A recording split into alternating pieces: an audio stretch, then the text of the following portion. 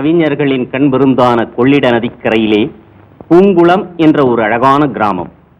இந்த ஊரிலே 2 உயிர்கள் வாழ்ந்தன. ஒரு உயிர் முத்தையன், மற்றொரு உயிர் கல்யாணி. அன்பு ததும்பி ஆசைகள் மலரும் பிரேமை பூங்கொடியாக விளங்கினாள் கல்யாணி. இதயத்தின் பாசமும் இளமையின் துடிதுடிப்பும் கொண்ட வீர திருமகனாக உலவினான் முத்தையன். இவர்கள் இதய போராட்டத்தின் இன்ப ஓவியம்தான் இந்த கதை. அறத்திற்கே அன்பு சார்வென்ப அரியார் மரத்திற்கும் அதே துணை என்ற பொய்யாமொழியின் பொருளை விளக்கும் அனுபவ ஏடுகளாக விளங்கினர் முத்தையனும் கல்யாணியும். வெயிற்கேற்ற நிழலுண்டு, வீசும் தென்றல் காற்றுண்டு. வெயிற்கேற்ற நிழலுண்டு, வெயிற்கேற்ற நிழலுண்டு, வீசும் தென்றல் காற்றுண்டு. வெயிற்கேற்ற நிழலுண்டு, வெயிற்கேற்ற நிழலுண்டு, வீசும் தென்றல் காற்றுண்டு. வெயிற்கேற்ற நிழலுண்டு.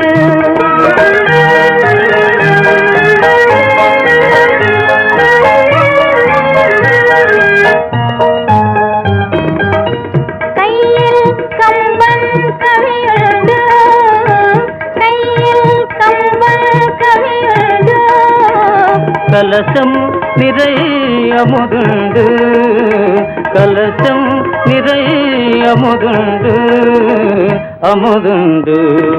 வெயிற்கேற்ற நிழலுண்டு, வீசும் தென்றல் காற்றுண்டு. வெயிற்கேற்ற நிழலுண்டு.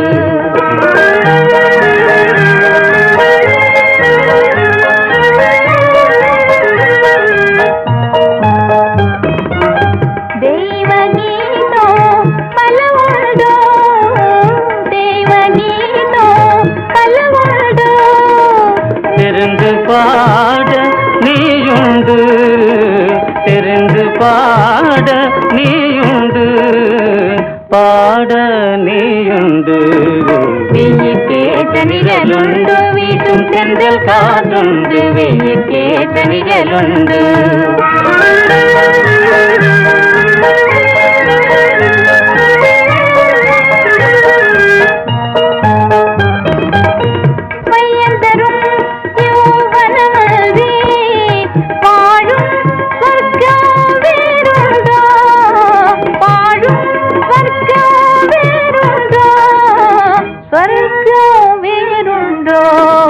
வெயிற்கேற்ற நிழலுண்டு, வீசும் தென்றல் காற்றுண்டு. வெயிற்கேற்ற நிழலுண்டு, வெயிற்கேற்ற நிழலுண்டு, வீசும் தென்றல் காற்றுண்டு. வெயிற்கேற்ற நிழலுண்டு.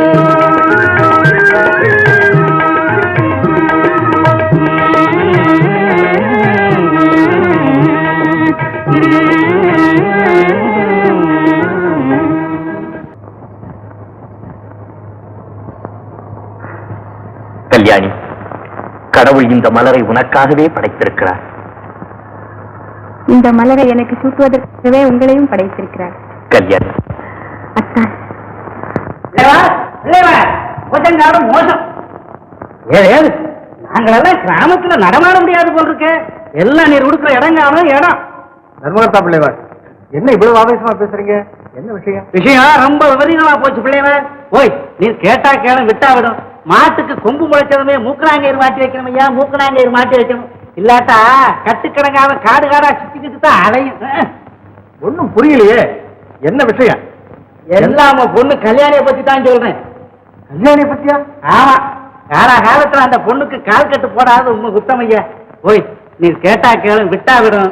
வாலிபத்துக்கும் வியாதிக்கும் வைத்தியம் பண்றதுல தாமசம் கூடாதுங்க, தாமசம் கூடாது.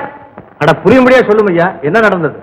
நம்ம ஊர் பெரிய முதலியார் வீட்டுல கணக்கனா இருக்கானே முரட்டு முத்தையன், அவனும் உங்க பொண்ணும் ஆத்தங்கரையில ஆடுறதும் பாடுறதும் சகிக்க முடியலங்கானு, சகிக்க முடியல. அப்படியா? கல்யாணி இதெல்லாம் அதுகிட்டயா சொல்லிக்கிட்டு இருப்பாங்க. அதுக்கு வேற வழி இருக்கு, சொல்றேன். காலகாலத்துல கல்யாணத்துக்கு ஏற்பாடு பண்ணும் ஐயா. அதை நான் கவனிச்சுக்கிட்டு தான் இருக்கேன். நீர் இதை கவனிய, நான் அவனை ஒரு கை பார்த்துக்கிறேன். இந்தா பொங்கல், சக்கரை பொங்கல் சாப்பிடு. ஏதுன்னா அடாடாடா, என்னம்மா நீ ஏதாவது கொடுத்தா உடனே ஏது எவனோ எங்க கிடைச்சது இதெல்லாம் சொல்லிக்கிட்டா இருக்கணும். சாப்பிடுனா சாப்பிட. தெரியும்னா தெரியும். என்ன என்ன என்ன தெரியும்? அண்ணி தானே கொடுத்தது. அண்ணியா? ஏது அண்ணி? எந்த அண்ணி? எங்க அண்ணி? கல்யாணி அண்ணி தானே கொடுத்தது. கல்யாணி தவிர இந்த ஊர்ல வேற யாருக்குமே பொங்கல் செய்ய தெரியாது பாரு. அட அதுக்கு என்ன அப்படித்தான் நினைச்சுக்கிட்டு சாப்பிட. எனக்கு முதல்ல சாப்பாடு போடுமா. என்ன முதலியார்வாள் உங்ககிட்ட கணக்கனா இருக்கானே, அட அந்த முரட்டு முத்தேனையா மகா மோசம் ஐயா, மகா மோசம் நடத்த கட்டவன். ஓய் நீர் கேட்டா கேளு விட்டா விடும். நீர் அவனை வேலைக்கு வச்சிருந்தா உங்க அந்தஸ்துக்கே கேவலம் ஐயா. அவன் ஊர்ல உங்க பத்தி பேசிக்கிட்டு திரியறத கேட்டா. அப்படியா? இது வரைக்கும் அவனை நல்லவன்னு தான் நினைச்சிருக்கேன். ஓய் எனக்கு என்ன காணு வந்தது? நீர் கேட்டா கேளு விட்டா விடும். நம்ம மனுஷாலாச்சேன்னு நான் சொல்ல வந்தேன்.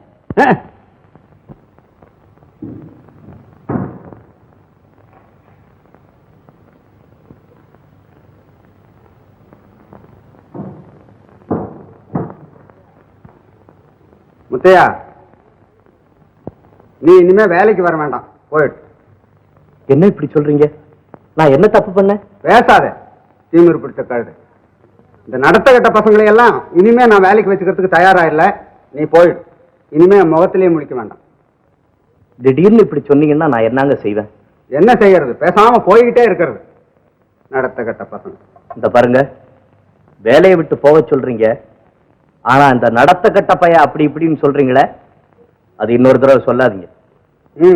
உன்னை பத்தி நல்லா புரிஞ்சுக்கிட்டு தான் சொல்றேன், போ. எவ்வளவு தூக்கிட்டு வருதுன்னு. புலிப்பட்டி ரத்னம் உள்ள போன காரியம் வழக்கம் போல வெற்றி. உடனே நாம பூங்குளத்துக்கு புறப்படணும். கல்யாண விஷயத்தெல்லாம் காணாஜோரா முடிச்சு போட்டேன். எல்லாருக்கும் பூரண சம்மதம் தானே ரத்னம்? சம்மதமா? இந்த மாதிரி சம்பந்தம் கிடைக்கிறதுக்கு அவங்க கொடுத்து வைக்கணுமாமா, கொடுத்து வைக்கணும். புதுசா கார் வேற ஆர்டர் பண்ணிருக்கிறேன். அந்த கார் வந்த உடனே நீங்களும் புதுசா வருகிற பூங்குளத்து அத்தையும் அப்படி ஆனந்தமா குத்தாலம், கொடைக்கானல், காஷ்மீர், நீ எங்கெங்க போகணுமோ அங்கங்க போயிட்டு வாங்க. போலாம் போலாம் போலாம். சரி ரத்னம், பிறகு சந்திப்போம். சரி மாமா, அப்போ நான் வர்றேன் மாமா.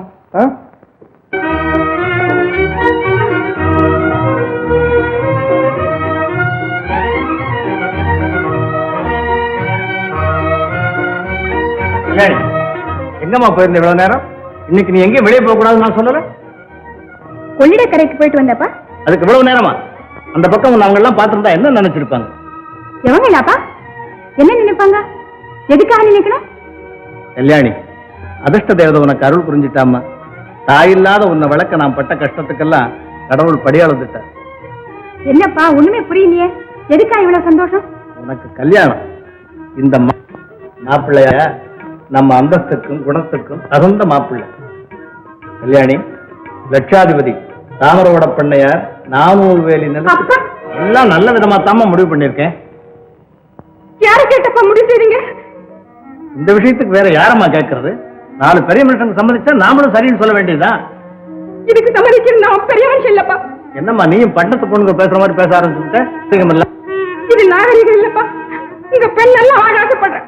அப்போ உன் வாழ்வில் எனக்கு அக்கறை இல்லையாமா? இருந்திருந்தா இந்த மாதிரி அவசர முடிவுக்கு வந்திருக்க மாட்டீங்கப்பா.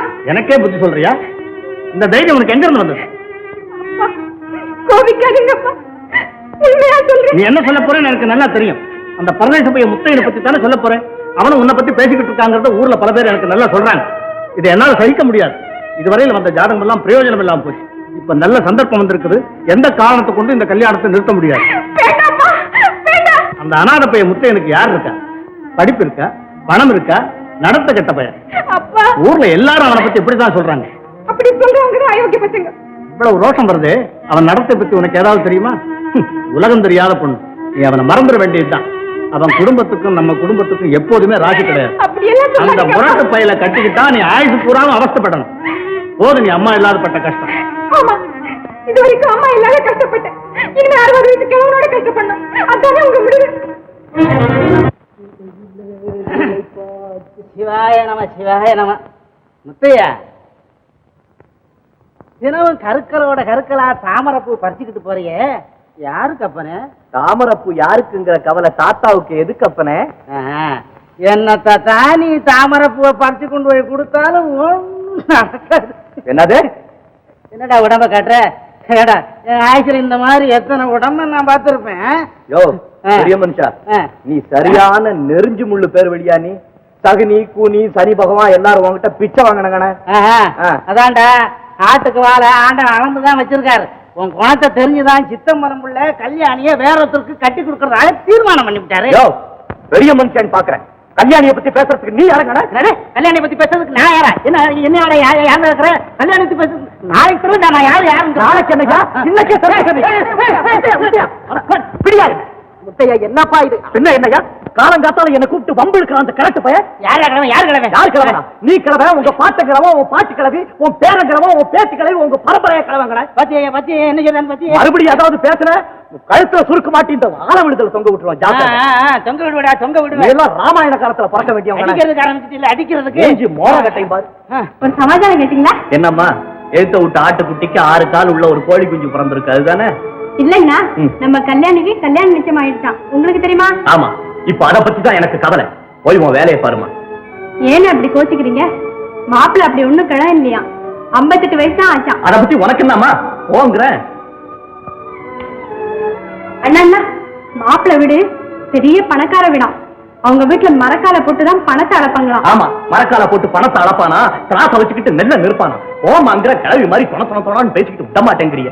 அண்ணா அண்ணா, என்னதான் இருந்தாலும் இந்த காலத்துல பணம் தானே பெருசா இருக்கு. அது யாருக்கும் தெரியாது, நீ சொல்ல வந்துட்ட. ஓ, நம்ம அப்பா அம்மா இருந்தா நம்ம இந்த கதிக்கு வந்திருப்போமா? உங்க முறப்பெண் கல்யாணியை தான் வேற இடத்துக்கு கல்யாணம் பண்ணிருப்பாங்களா? நீ பேசிக்கிட்டே இரு, உன் பேச்சு முடிஞ்சோன்னு நான் வர்றேன். சாப்பிட்டு போங்கண்ணா. நீ சாப்பிடு, நான் வர்றேன்.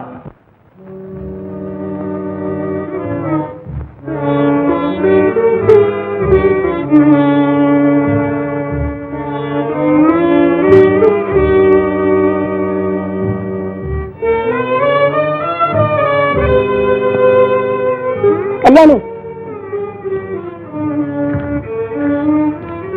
கல்யாணி, கோவிலுக்கு போலாமா?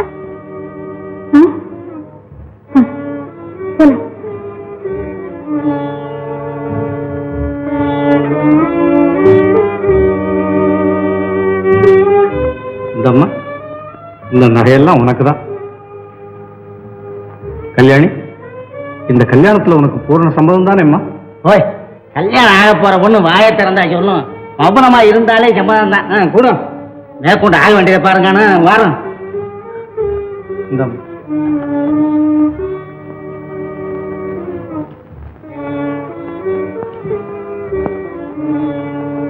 நகையெல்லாம் போட்டுக்கம்மா. சரி, போட்டுக்கிறேன்.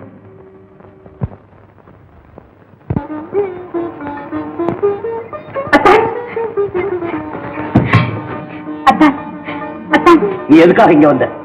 நீங்க எதுக்காக வந்தீங்க? என் விதியை நினைச்சு அழ வந்தேன். நானும் அதுக்காக தான் வந்தேன். இனிமே நீ அழ வேண்டியதில்லை. நீ பணக்காரி, நான் ஏழை, எல்லாம் தெரியும். கல்யாணி, பணக்கார மாப்பிள்ளை கிடைச்சோன்னு உங்க அப்பாவை போலவே உன் மனசு மாறிட்டுது. இல்ல அத்தான், அப்பாவின் திடீர் முடிவை கேட்டது என் தலையை வெடித்து விடும் போல இருந்தது. அந்த வேதனையில இருந்து தப்பி ஓடி வந்து விட்டேன். சமாதானம் போதும், இனிமே நீங்க நிக்காத. போ, போயிடு. அத்தான், நாம் சாவகாசமாக சண்டை போட்டுக் கொள்ளலாம். இப்ப சீக்கிரம் புறப்படுங்க. எங்க? இந்த ஊரை விட்டு எங்கேயாவது போய்விடலாம்.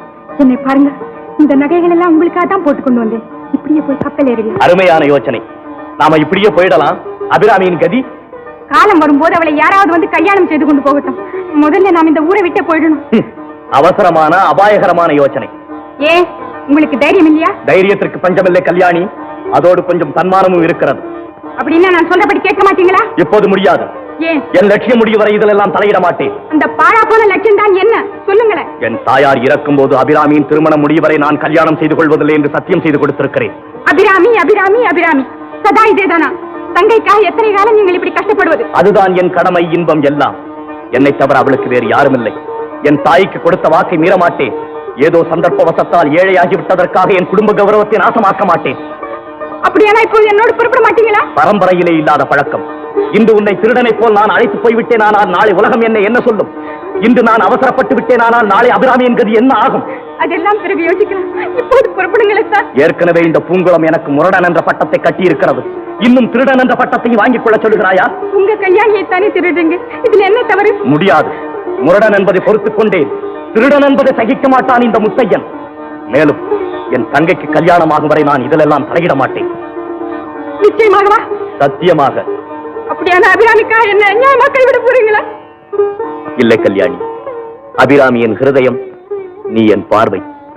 என் வாழ்க்கை வானத்திலே அபிராமி ஒரு சூரியன், நீ சந்திரிகை. உங்கள் முடிவு? நீ வீட்டுக்கு போ. உலகமே பணத்துக்கு அடிமை.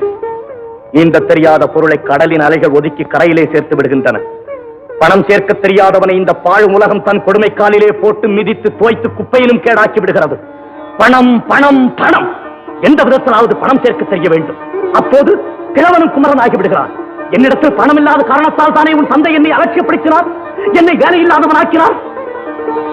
காலம் இப்படியே போய்விடாது. இருக்கட்டும், எங்களுக்கும் நல்ல நிலைமை வரும் என்று நம்பித்தான் இருக்கிறேன். அப்போது எல்லோருக்கும் சரியான பாடம் கற்பிக்கிறேன். மத்தவங்களை பத்தி ஏன் கவலைப்படுறீங்க? எனக்காக யோசிக்க வேண்டாமா? உனக்காக நான் கல்வனாக முடியாது. நாணயமில்லாதவனுடைய தங்கை என்ற பழிச்சொல்லை என் அபிராமிக்கு நான் தேடி வைக்க மாட்டேன். அபிராமி அபிராமி அபிராமி, நம் வாழ்வுக்கே ஒரு யமனாக வந்து விட்டாள் அந்த பாவி. அதிக பிரசங்கி, என் தங்கை தாயற்ற பெண், அவளையா பாவி என்று சொன்னாய்? இந்நேரம் வேறு யாராவது சொல்லி இருந்தால் சரி போ. உனக்கும் எனக்கு வெகு தூரம். நீ அந்த கிழவனையே கல்யாணம் செய்து கொண்டு சுகமாயிரு. போ. இந்த வார்த்தை சத்தியம்தானா? சத்தியம்தான். போ, போய்விடு. உங்களை போன்ற தைரியம் இல்லாத கோழையை நம்புறதை விட ஆசிரியர் என்ன சொல்லலாம்?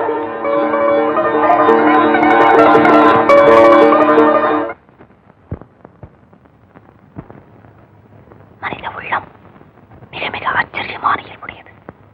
யாரிடத்திலே நமது அன்பு இல்லை என்று இருக்கிறதோ அவர்கள் மேலேதான் கோபமும் அளவு கடந்து பொங்குகிறது. எவருடைய பெயரை கேட்ட மாத்திரத்திலே இதயம் உயிரும் கனிந்து உருகுமோ அத்தகையவர் எதிரே வந்தவுடனே ஏன் வந்தாய், போய்விடு என்று கோபிக்க தூண்டுகிறது. உண்மையிலேயே மனித இதயம் மிக மிக ஆச்சரியம்.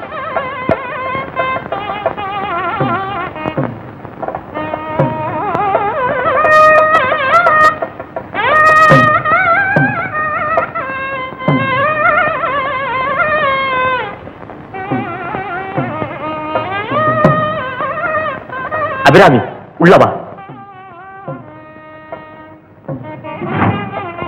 அண்ணா அண்ணா, கல்யாண வீட்டுல எவ்வளவு கூட்டம் பார்த்தீங்களா? நகை மாத்திரம் 60,000. மாப்பிள்ளைக்கு வயசு 60. எவ்வளவு பொருத்தம் பார்த்தீங்களா? அபிராமி, புறப்படுமா. எங்கண்ணா? எங்கேயாவது போகலாம். இந்த பூங்குளத்தையே விட்டு தொலைஞ்சா சரி. கல்யாணம் முடிஞ்சது போலாண்ணா. கல்யாணம் அன்னைக்கு கோச்சுக்குவாங்க. புறப்படுன்னா கல்யாணியா? கல்யாணி.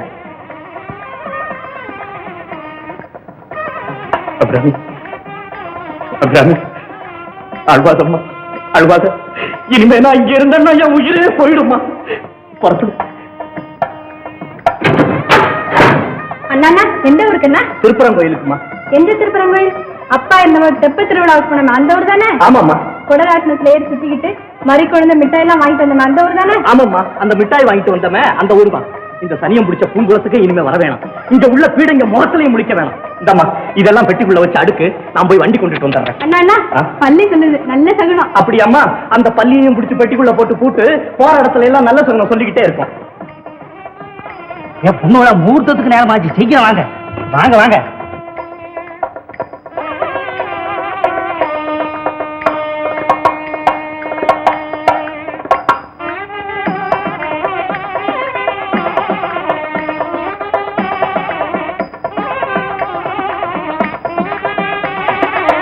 मांगल्यतंतु नानेन मम जीवन हेतुना कंठे भद्रादि ध्रुवके पंजेव धरदशतम् मांगल्यतंतु नानेन मम जीवन हेतुना कंठे भद्रादि ध्रुवके पंजेव धरदशतम् मांगल्यतंतु नानेन मम जीवन धरदशतम् मांगल्यतंतु नानेन मम जीवन हेतुना कंठे भद्रादि ध्रुवके पंजेव धरदशतम्.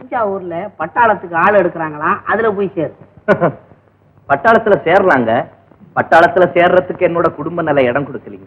ஓஹோ, பெரிய குடும்பி போல இருக்கு. இல்லைங்க, ஒரே ஒரு இதெல்லாம் பேசாத, போ வெளியே. என்னடா முறைக்கிற? போடா வெளியே. என்னய்யா இந்த மாதிரி ஆளுகளை நீயே பதில் சொல்லி அனுப்புறதா, என்னகிட்ட வர சொல்றது? ஆகட்டுங்க. என்ன ஆகட்டுங்க? இல்லைங்க, இனிமே ஆகட்டும். சரி சரி, நான் வெளியே போகணும், வண்டியை கொண்டாட சொல்லு. உத்தரவுங்க. இங்க வாமா. நீ யாரு? ஏன் இங்க தனியா இருக்கிற? அம்மா, நாங்க இந்த ஊருக்கு புதுசு. அண்ணாவும் நானும் தான் வந்திருக்கோம். அண்ணா வேலை தேட போயிருக்காரு. எங்களுக்கு இந்த ஊர்ல யாரையுமே தெரியாது. ஐயோ பாவம், இங்க தனியா இருக்க கூடாதுமா. அபிராமி, இவர்தான் எங்க அண்ணா. வாங்க தம்பி, தங்கச்சி எல்லாம் சொல்லுச்சு. வேலை கிடைக்கிற வரைக்கும் எங்க வீட்டுல நீங்க 2 பேர் இருக்கலாமே. ரொம்ப சந்தோஷம்மா. வாங்க. ஏய்யா, இந்த பொண்ணு யாரையா புதுசா இருக்க? காலையில நம்ம கிட்ட வேலை கேட்க வந்தானே, அந்த பயலோட தங்க போல இருக்கு. அடடே, இப்படின்னு தெரிஞ்சிருந்தா நான் வேலை கொடுத்துருப்பேனே. சரி சரி, நீ போய் அவங்களை எப்படியாவது சமாதானப்படுத்தி கூட்டிட்டு வந்துரு. இறங்கு சீக்கிரம். போறமா பையா. என்னையா பாக்குற? எப்படியாவது சரிப்படுத்தி கூட்டிட்டு வந்துரு. சரிதாங்க. நீ போடா. மீனும் மாச்சு, தவளையும் மாச்சு. மத்தியானம் ஏன் சாப்பிட வரல? உங்களுக்காக நானும் பட்டினி கிடக்குறேன். இப்படி இருந்தா உடம்பு எப்படி ஆகும்? பரவாயில்ல மீனு, நீ பட்டி கிடந்தா உன் உடம்புக்கு ரொம்ப நல்லதுதான். ஒருமே உங்க பரியாசம். நானும் கிளம்பிமா வீட்டு ஞாபகமே எல்லாமே இப்படி சுத்தி இருக்கிறது எனக்கு கொஞ்சம் கூட பிடிக்கல. ஏண்டி இப்படி மனுஷன் வெளியே போயிட்டு வந்தா தீபாவளி பட்டாசு மாதிரி படபட படபடன்னு பொறிஞ்சு சொல்றேன். இத பாருங்க, இன்னைக்கு 2ல 1 தெரியணும். லீவு கழுதினா பதில் ஒன்றுதா, நாளைக்கே புறப்படணும். புரியுறதோ? இல்ல மீனு, இன்னும் 6 மாசத்துக்கு லீவு கிடைக்காது போடுறது. எது தவறினாலும் தெய்வ பிரார்த்தனை தவறக்கூடாதுன்னு பெரியவா சொல்லுவா. பெரியவா சொல்லியிருக்கா. இப்ப நீங்க என்ன சொல்றீங்க? நானும் 4 வருஷமா சொல்லிட்டு இருக்கேன் ராமேஸ்வரம் போயிட்டு வரணும் வரணும்னு. நீங்களும் 5 வருஷமா சொல்லிட்டு இருக்க லீவு வருதுன்னு. எப்பதான் லீவு வருமோ என்னைக்கு தான் என் பிரார்த்தனை நிறைவேறும். உன்னை பாரு பிள்ளையா தெரியுது தம்பி. என்னோட வாயன் பாருங்க, பெரியவர் சொல்றீங்கன்னு வர்றேன். அங்க வந்தோன்னு அந்த ஆளு அப்படி இப்படி அதெல்லாம் ஒண்ணும் நடக்காது. நான் இருக்கிறேன். சரி, நீங்க முன்னால போங்க, நான் வர்றேன். அவசியம் வந்துடு தம்பி. எங்கயா அவனை இன்னும் காணா? வருவாங்க, வர சொல்லி இருக்கனே. எல்லோரும் இன்புற்றிருக்க நினைப்பதிலே அல்லாது வேறொன்றறியேன் பராபரமே. சொல்லுவதால் பயனில்லை, சொன்னபடி செய்திடுவார் எவரும் இல்லை. நல்லவர் போல் நடிப்பதனால் நலமுண்டோ பராபரமேன்னு. ஏங்கான எனக்கு என்ன எதிர்பார்த்து பாடுறீதா? ஐயா, அப்படிலாம் ஒண்ணும் இல்லைங்களே. இந்த கட்டையை பார்த்து இந்த கட்டை பாடிக்கிடுதுங்க. ஏஜமா வா தம்பி.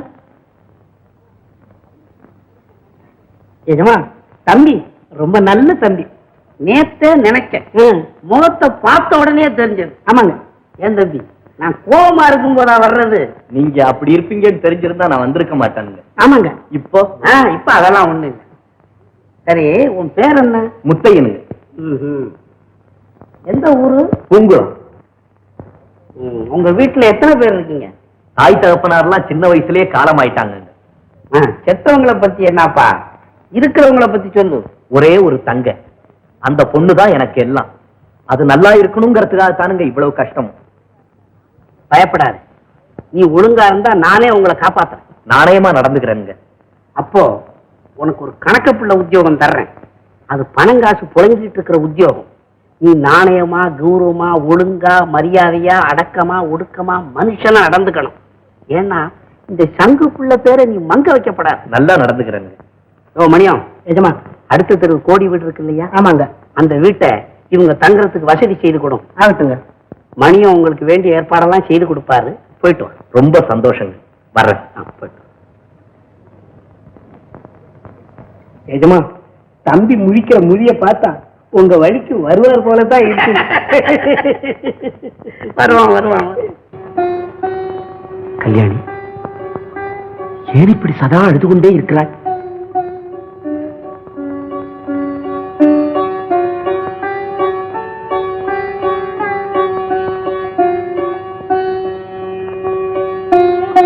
கல்யாணி, உன் கண்ணீருக்கு காரணம் தெரிய வேண்டும்.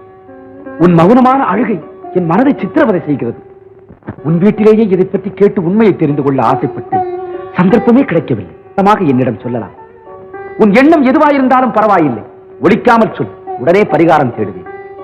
மௌனமாகவே இருந்து என் மனதை அறுக்காதே கல்யாணி. நான் உன்னை கேட்க வேண்டும். அந்த மணவரையிலே மயங்கி விழுந்தாய், இன்று இங்கு வந்தும் அழுது கொண்டே இருக்கிறாய். இதற்கு காரணம் எனக்கு தெரிய வேண்டும்.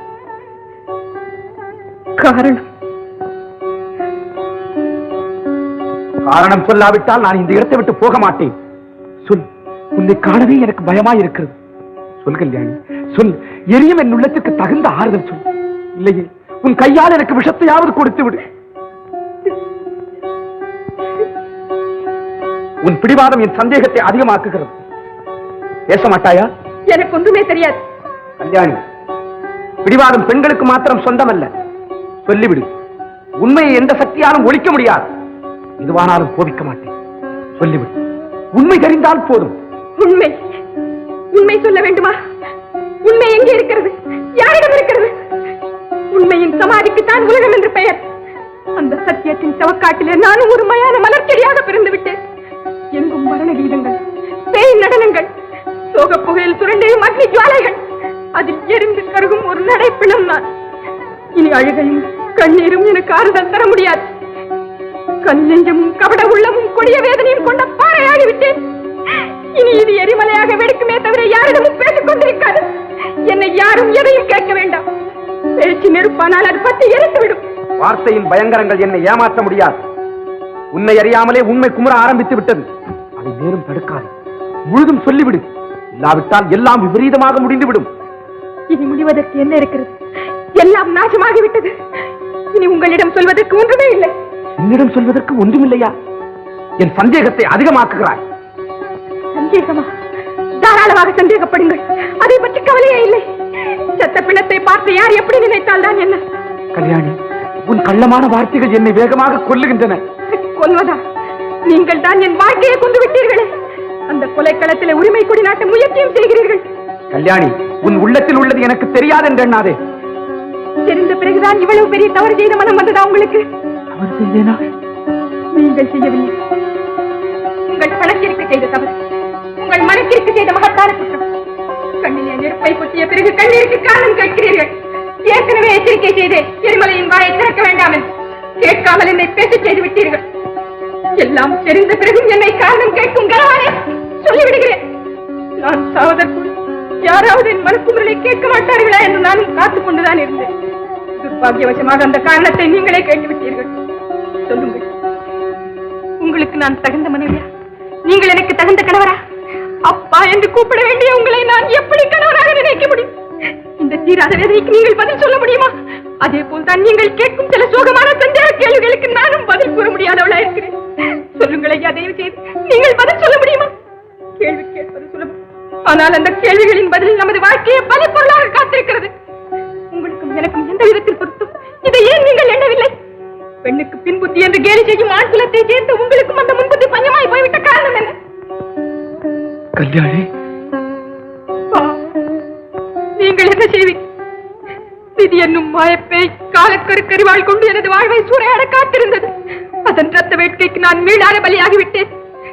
இளமரத்தின் மேல் இடிவிழுந்து விட்டது. பச்சைக்கிளி பாம்பின் புற்றிலே. இது கல்யாணி சட்டப்படி தர்மப்படி உங்கள் மனைவி ஐயா, உங்கள் மனைவி. ஆயுள் முழுதும் அந்த மனைவி என்ற தர்மத்தில் இருந்து சிறிதும் பிசக மாட்டாள் இந்த கல்யாணி. அதை மட்டும் திடமாக நம்புங்கள். இனி காலம் கடந்த சந்தேகம் வேண்டாம். என்னை ஒரு முறை கொன்றதே போதும், பல முறை கொல்ல வேண்டாம் ஐயா.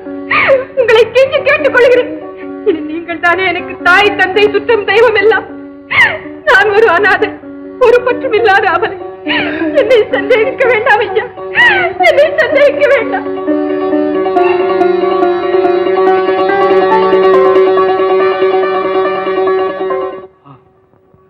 குற்றவாளி நான் தான்.